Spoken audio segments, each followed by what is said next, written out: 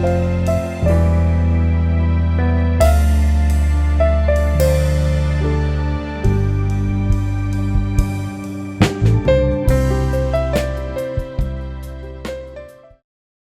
Serendipity Art Festival is a space that brings together performing, visual and culinary arts. Slated from December 15th to the 23rd, this festival has something for everyone.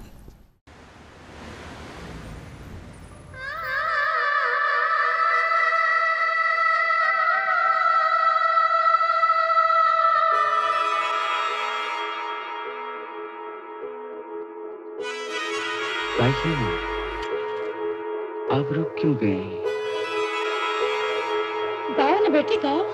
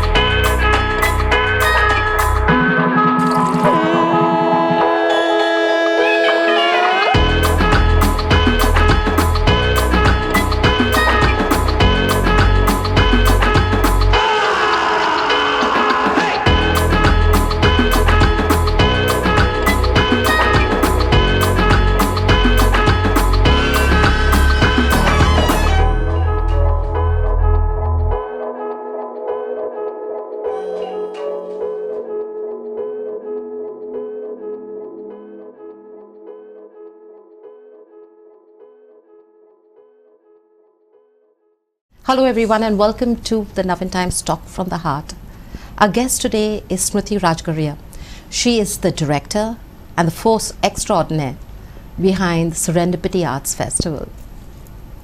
Hello Smriti. Hi, and welcome Maria. to our show. Thank you so much for inviting me. Your countdown has begun Yes, it has. and you are extremely busy, and she has still taken time to come here and speak with us. We really appreciate it. Thank you. No, thank you for having me here. It's great to be here with you today. So sweet. Thank you so much. Now, Smriti, our viewers may not know, but Smriti is a trained architect. From architecture to arts. Of course, architecture is part of art, but to art full time, and now Serendipity. Serendipity, in fact, has gained so much of popularity within the country, and I'm sure even outside. So, how did this journey begin? What attracted you? I mean, my life can be defined as serendipity. I'm an architect and I went for my master's in design, and I came back and I was dabbling in various things, but I just didn't feel like it was my calling.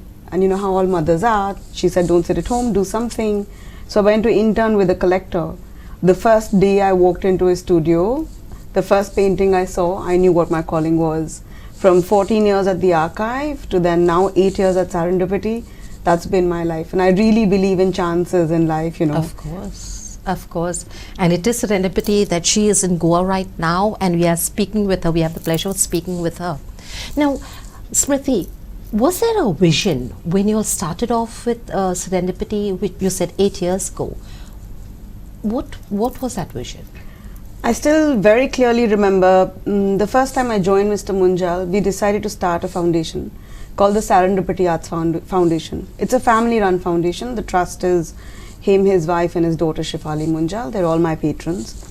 And we started giving grants and doing small projects. And then he called me to his office one day and he said, for the scale of this country, we need to create impact with the arts. Absolutely. We often miss that out. Right. There's too much of a gap between audiences and the arts. And how do we make that up?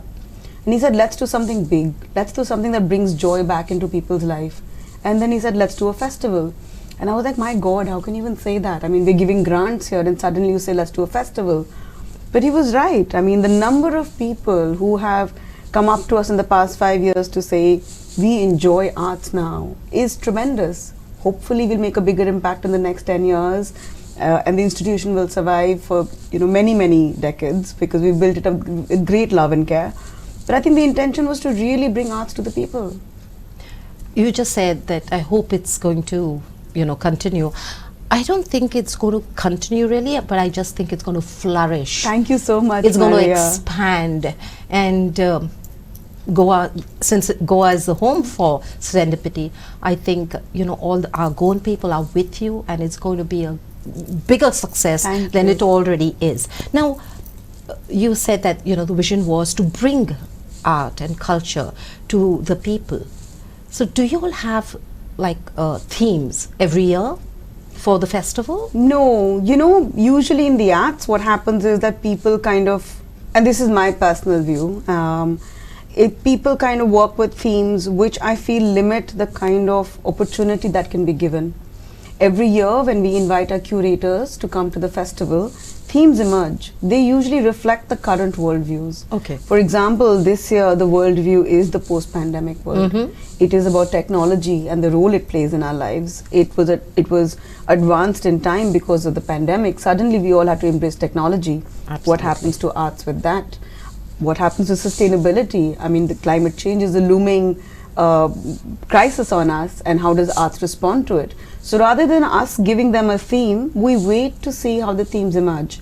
And it's been quite exciting because it reflects what people are thinking at that time. Right. And it connects with them in a much more stronger manner.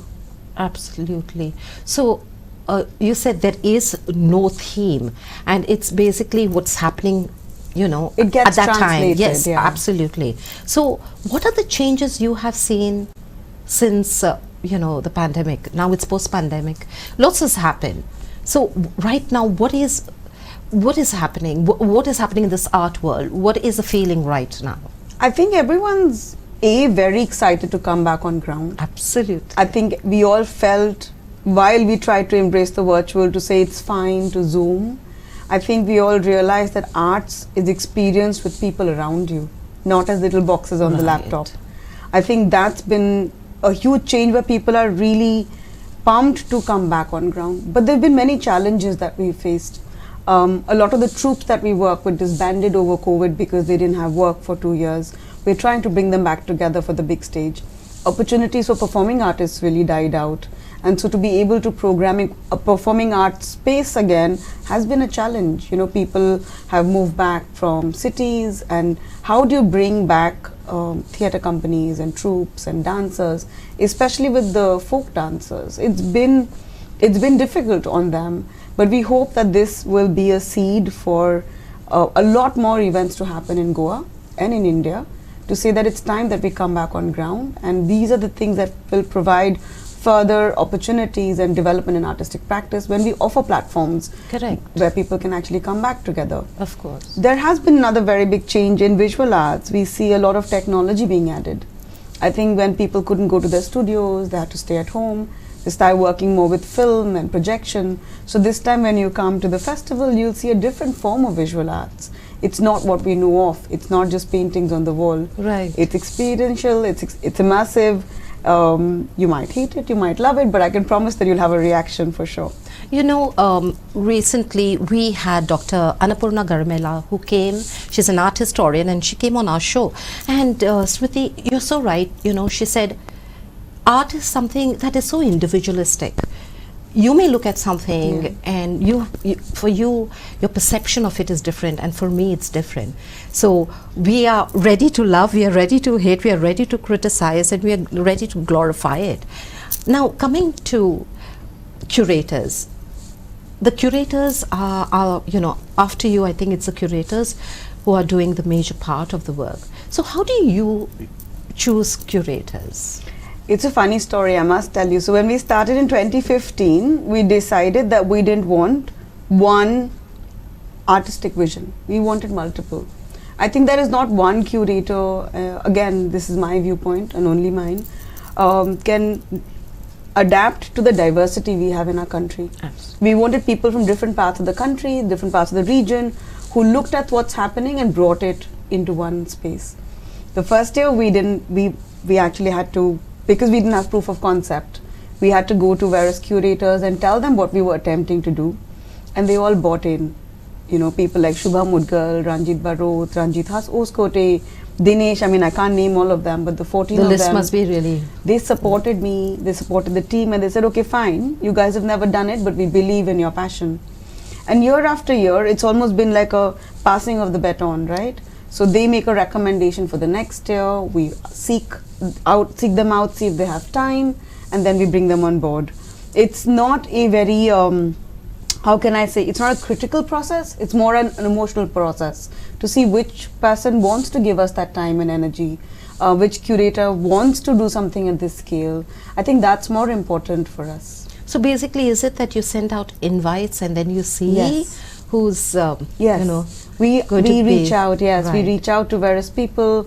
Some people don't have time. We also have a 2-year cycle where it overlaps. So every curator is offered 2 years. So, you know, the first year they kind of come to Goa, we see what's working, and then the next year it's their swan song. Many of them have also worked with us for 3 years Okay. because they found it really exciting, and we don't say no. For us, anyone who believes in our vision and anybody who's keen to collaborate, we never say no. Of course. So after the curators have been selected, the next is getting the artists on board. Yes. So how does this artist selection, because I was going through you know, your brochure and the different programs, and there is like, oh my God, please go online, check out their website, and it's mind-boggling what they have. You name it, they have something. Like I said in the introduction, they have something for everyone. So how are these artists selected? We give our curators what we call our 10 commandments or our 10 mandates, which they need to respond to. I mean, they obviously can't respond to all, so we say at least minimum 3. All right. It starts with, how do you bring back arts to the audiences? Is the arts connecting to the audiences? How are you responding to community? How are you responding to bringing the past, present and future together? We have to be future ready, but we can't forget our past. And we can't Absolutely ignore not. our present. How do you then bring a diverse set of projects that help a person understand the trajectory that we are taking towards our future? It's based on those mandates then they give us projects. Obviously there is a location limitation, there is a budgetary limitation on which they plan the projects. But it's usually done by a lot of back and forth to understand, will it fit the space? Does it fit the budget? Does it fit the mandates? So we have a parameter set that is eventually created where it's very obvious to the curator to see what will work. Having done this in Goa for 4 years, we do understand what works and what doesn't. Given that we have public spaces, we only work with public spaces, as you know. And we started saying that because we truly believe that art belongs in public spaces. So if we take a space which belongs to the public and bring the arts there, then the publics will feel that it's their own, rather than me doing this in a gallery or in a closed museum where you feel that the entry is restricted. Yes, they feel, you know, it's sort of isolated. Yes. This is only for, you know, these people, not for me. Yes. So, yes. That's why we wanted to bring it to understand what is creative placemaking. How does a city come alive? So we always ask our curators, you know, we want to bring the city alive. It has to be the next culture hub of the world. Like, how does Panjim, and I don't say Goa because Panjim is my first love, how does Panjim become the melting point for culture? It has been historically. It has. It's not something that we are attempting for the first time. There is proof of concept that Panjim was the first cosmopolitan city. So why can't the arts all come and collide here and create magic? In fact, we've just completed International Film Festival, and you know, we see people from all walks of life, and we are, as Goans, we are very, very open. I think we are very broad-minded, we are very accepting, and art, culture and music is a part, it is interwoven into our very fiber, you know. So you just spoke about spaces. Can you tell us which are some of the spaces that you all have? Yes, we have 10 venues. For the first time, we've launched a public arts grant that was given to any artist residing in Goa. So they'll be working in different parts of Panjim, which is not inside buildings. We truly have done an exhibition which is outside the world this time. Okay. In which Hanif is participating, there's Julian Segard, and all these people are people who have made Goa home. We wanted to pay ode to everyone who lives in Goa.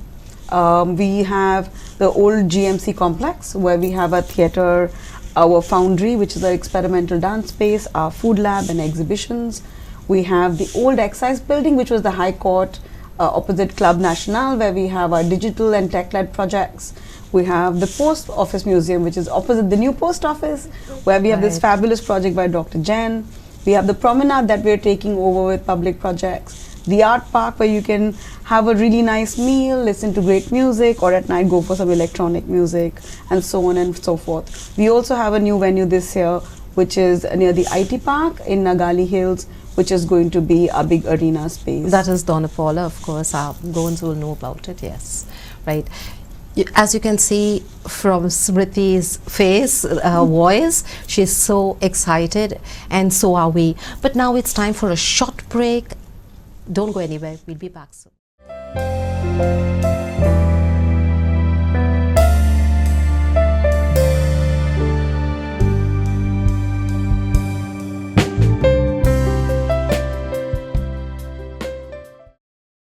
Welcome back.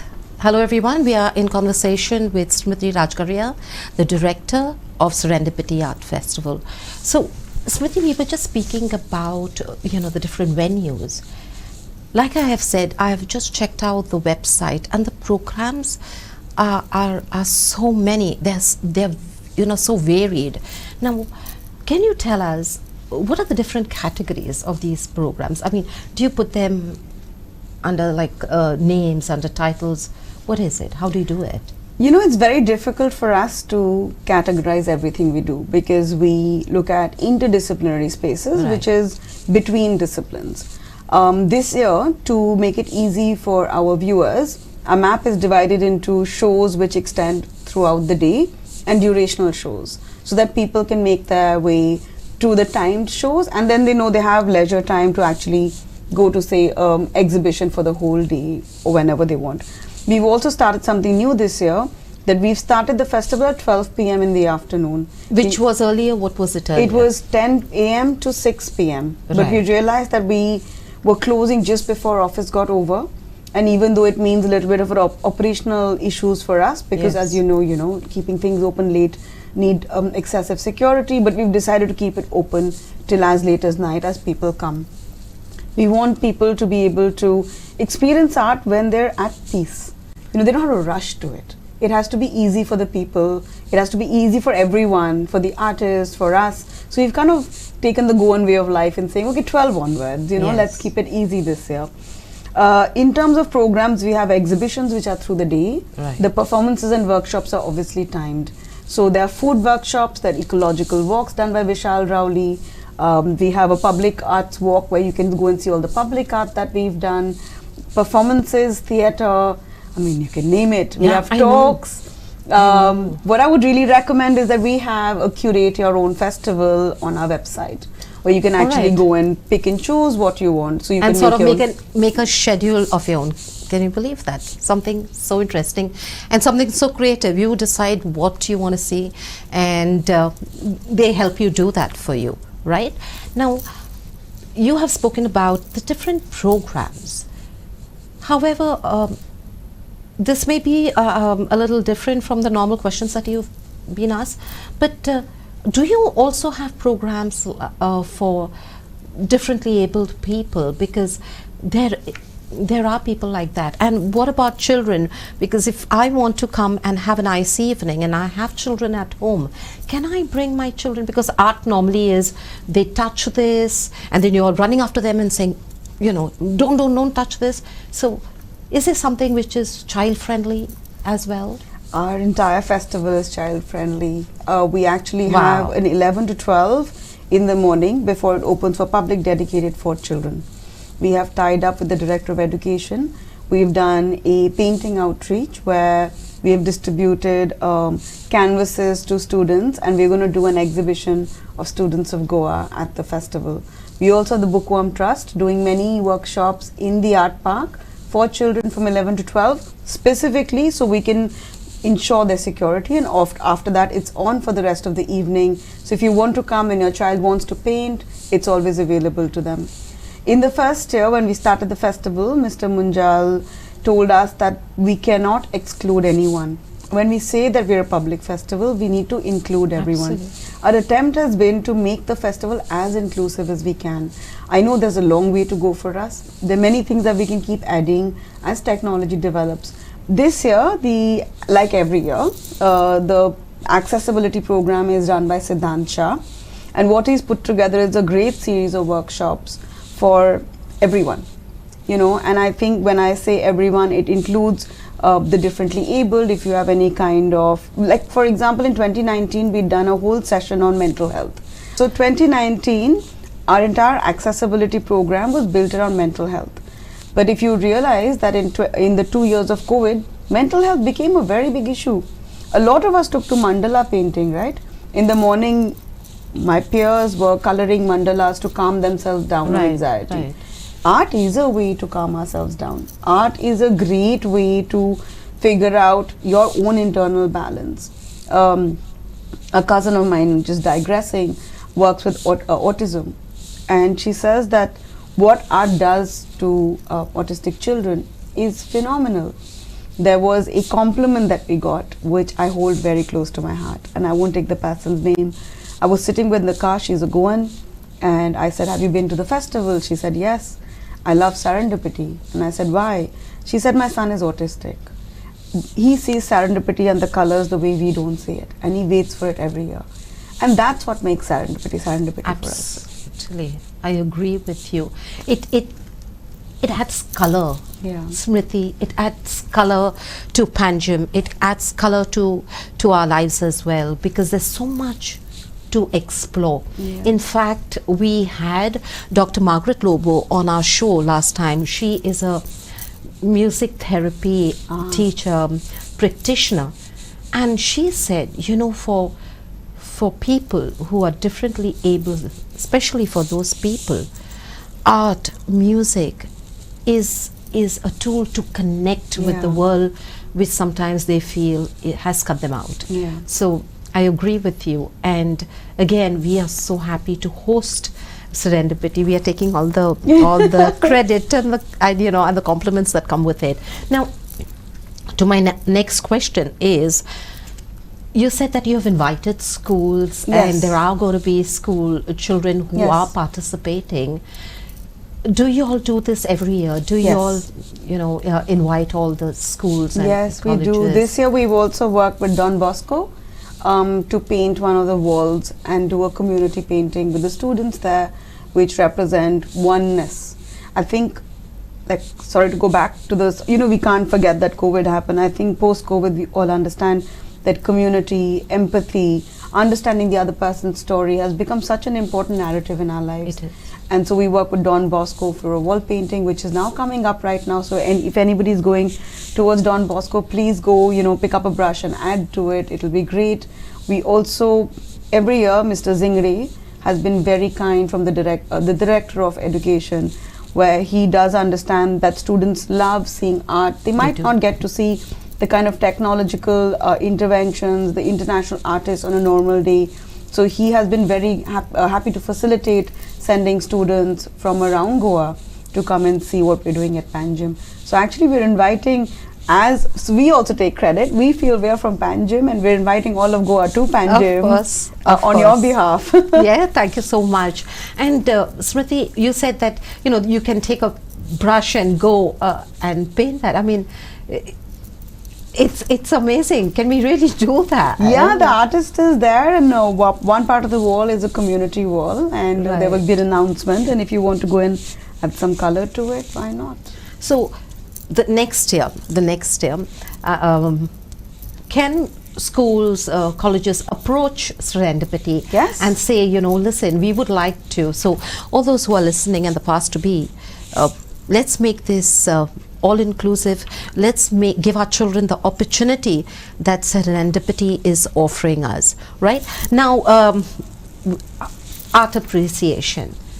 To appreciate art it's very important. However, like Dr. Garmela said, there is a lot of work that goes into it, because you have to go and see a lot of art. You have to talk, have dialogues about it. How would you say art appreciation helps us, makes us better people, makes us more open to things around us?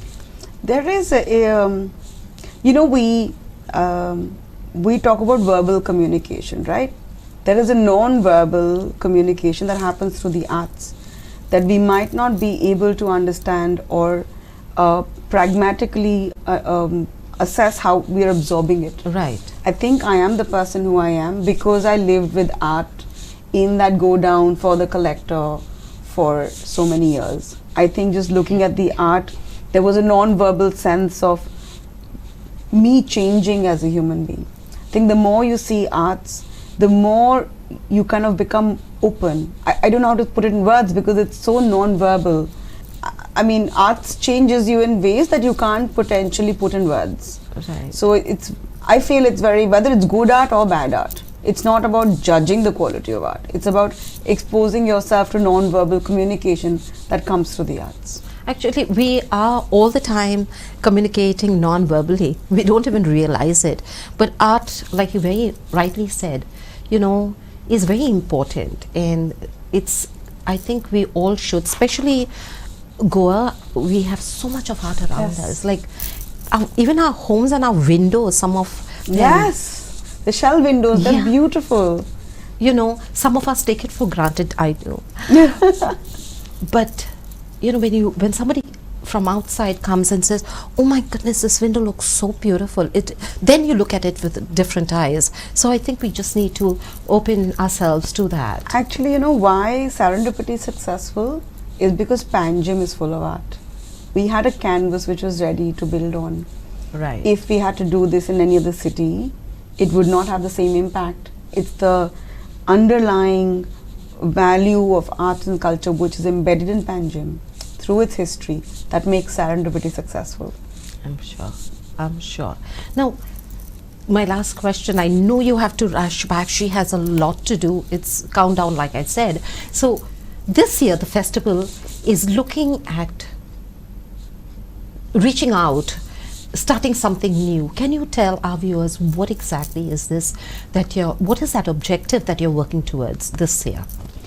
I think this year for us is to bring back people and make them smile. If we see everyone coming to the festival and smiling and enjoying themselves, feeling safe, I mean, we're home. I think our agenda after the 2 years of the pandemic is to bring joy back for ourselves, for the artists, for the people. And you know, art does that. And you know, I would, as an ending note, I would like to thank everyone, because for arts, patronage is not money. It's about giving your time. You need to give your time to the arts, you need to experience the arts, and that's how you give back to the community. That's how you give back to the artistic community. You'll see a show today and talk about it tomorrow. That'll give opportunity to the artist the next day. And that's why we do Serendipity. So it is basically about involvement. It is about participation and of course appreciation. Thank you, Smriti. Thank you, Maria. All the very, very best. We need it. And we are going to be there. I'm sure the viewers agree with me. There is a lot for you, for me, for everyone. To all our viewers, thank you for your time, for your patience. And until next time, take care of yourself. Bye-bye.